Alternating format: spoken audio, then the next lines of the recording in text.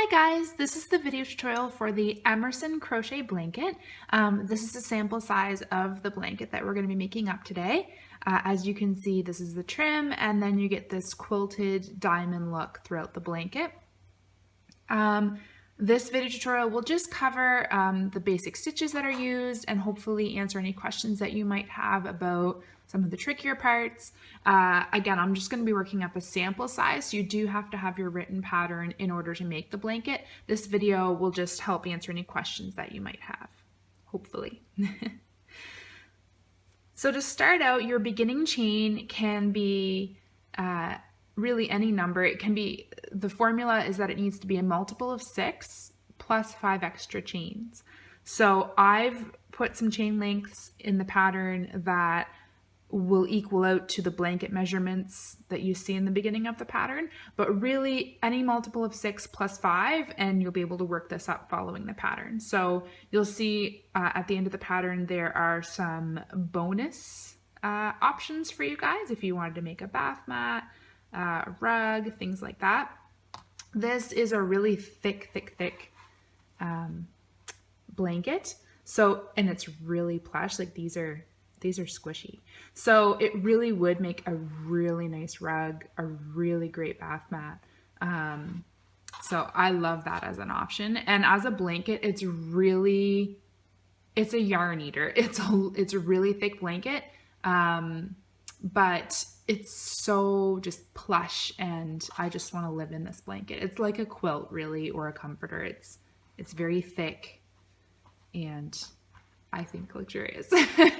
So just keep that in mind. It's a yarn eater. It makes a really thick blanket. So if you're working up the queen, king, even the throw, prepare yourself for a lot of yarn, and it's a lot of little stitches. So it does take a lot of time to work up. This is not a quick blanket, but it's a thick, really beautiful one, I think.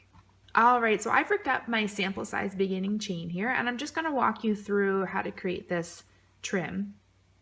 So for row 1, again, I've made my beginning chain, and now I'm going to slip stitch into the second chain from the hook. So not this chain, but this chain, we're going to do a slip stitch. Just like that. And now into the next stitch, we're going to do a single crochet. And that is what we're going to do all the way down the chain, a slip stitch, and then a single crochet until you get to the end of the chain. Just alternate back and forth, slip stitch, single crochet. All right, so I've just finished row 1, and for row 2, we're going to chain 1, turn, and all along this row and the next and the next and the next, we're still alternating between slip stitches and single crochets. So my first stitch, which is going to go into here, is going to be a slip stitch.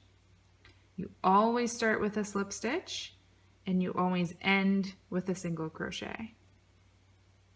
And you just go back and forth, slip stitch, single crochet.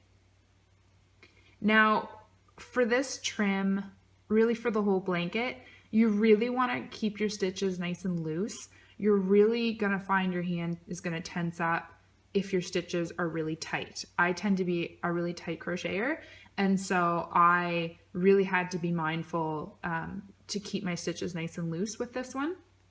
Otherwise, I found my hand got a little cramped up. So if you have trouble keeping your stitches loose, try going up a hook size. That'll keep your stitches nice and big for you, so they're not too tight.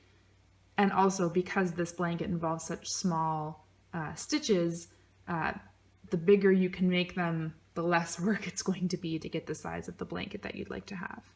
All right, so I finished my repeats of row 2 for my sample size, and I've even done row 49, which is just a row of single crochets. Now we're going to begin working on this quilted section. I've chained 1. I'm going to turn. Each row starts with 2 single crochets and ends with 2 single crochets. Sometimes you'll have even more than 2 or end with more than 2, but you'll always have at least 2 single crochets at the start and 2 single crochets at the end, and always a beginning chain of 1. The beginning chain does not count as a stitch in your stitch count. So I'm going to do a single crochet here and a single crochet here.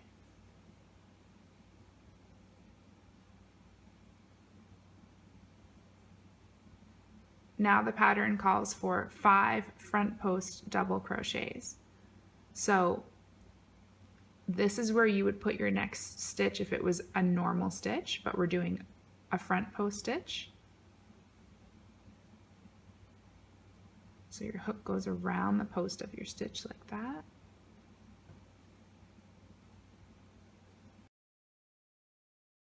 Okay, so I've just finished my 5 front post double crochets, and now I need to do a single crochet. In this pattern, you're going to be working back and forth between front post stitches and regular stitches, and it can get a little confusing where to put your hook or where to put your regular stitch. So, for example, I just finished these 5 front post stitches, and then I need to put a single crochet. Some of you might wonder if it goes here or does it go here. It's always going to go right here. When you're doing regular stitches, the hole that you make after your stitch is always sort of slanted. It goes on a diagonal. So when you're working a regular stitch, it's always to the side of the actual stitch from your previous row. So that's where your single crochet is going to go.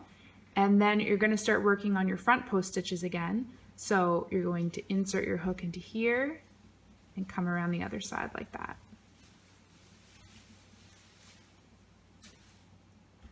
And again, you're going to do 5 front post double crochets. All right, so I'm at the end of row 50, and I just wanted to show you, I've done my 5 front post double crochets, and to finish the repeated section, I need to do a single crochet, and then I need to do 2 single crochets, or 2 more single crochets, to finish off my row. So at the end of this row, you're going to have 3 single crochets.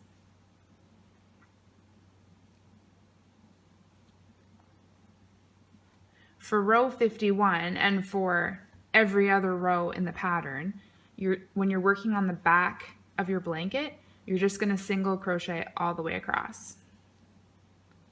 So I've chained 1. Oops. Oh.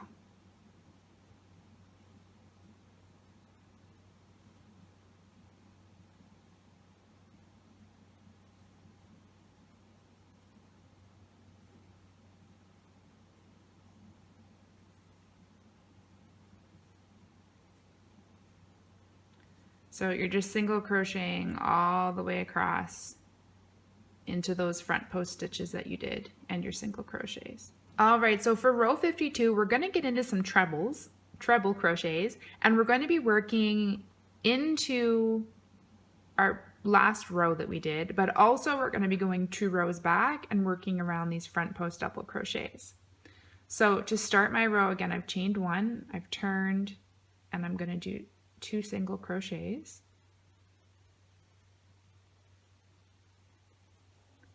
Just like that. Now I'm going to yarn over twice, and I'm going to do a front post treble crochet around my front post double crochets that I did 2 rows ago. So yarn over twice, I'm going to bring my hook down around that first front post double crochet and do a front post treble crochet, just like that.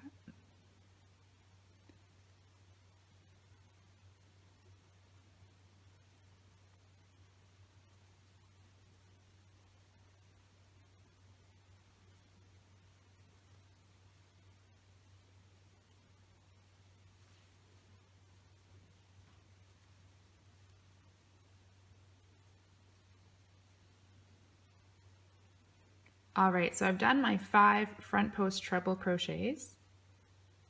You'll have something that looks like this. Now you need to do a single crochet, and this single crochet is going to line up with these other 2 single crochets. So this one, you're going to single crochet right into here. If you're not sure, look behind, and for the 5 front post trebles you did, you're skipping 5 stitches. 1, 2, 3, 4, 5, and your single crochet goes into the 6th space, just like that. And now we're going to go back and do 5 front post treble crochets again around these stitches. All right, so I've finished round 52 and I've gone around the back and done round 53, which is just a row of single crochets. Now for round 54, I've chained 1, I've turned my work, I'm going to single crochet into the first 2 stitches.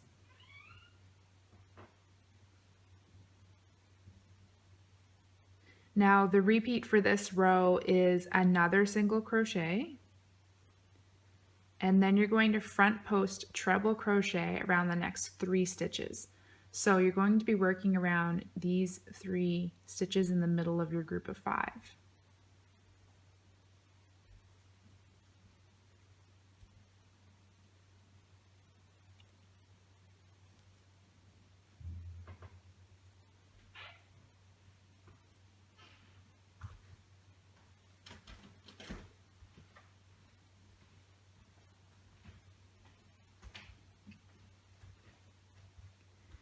Now we're going to single crochet into the next stitch, which is this stitch right here.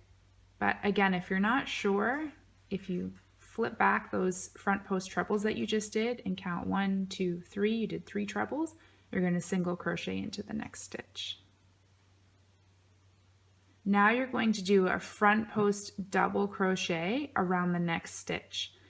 Now, whenever you're doing a treble crochet, you're skipping the previous row and you're going 2 rows back and working around these stitches down here. Whenever you're doing a double crochet, you're working into the row that you just made. So again, double crochet, you're working into your previous row, treble crochet, you're going 2 rows back. So the next stitch is a double crochet. I'm going to work it right into here.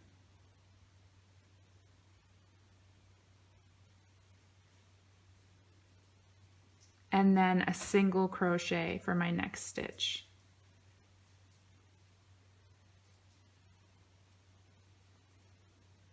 Just like that.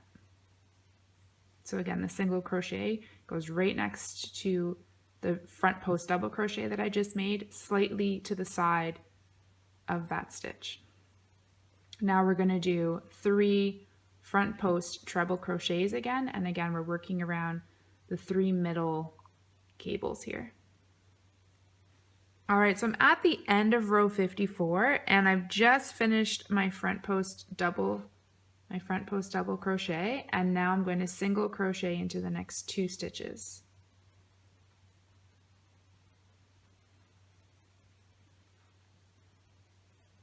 It's kind of hard to see, but that's the front post double and my 2 single crochets. So whenever you are starting a new cable to make the diamond, it's a double crochet, a front post double crochet. And whenever you're continuing a cable that's already been started, it's a treble crochet, if that makes sense, if it helps you when you're trying to figure out which stitch goes next once you get to know the pattern a little more. So I hope that helped answer any questions you might have had about where the different stitches go. This is what your front will start to look like. You're going to start seeing these quilted diamond shapes, and this is what your back will look like as you work up your blanket. If you still have any questions, please do not hesitate to email me. It's lakesideloops@gmail.com. And I just want to say thank you so much for buying this pattern. I hope you enjoy working it up, and I hope you enjoy snuggling in this blanket or stepping on this cushy rug as much as I am enjoying the pieces that I've made for my house. Thank you. Happy crocheting!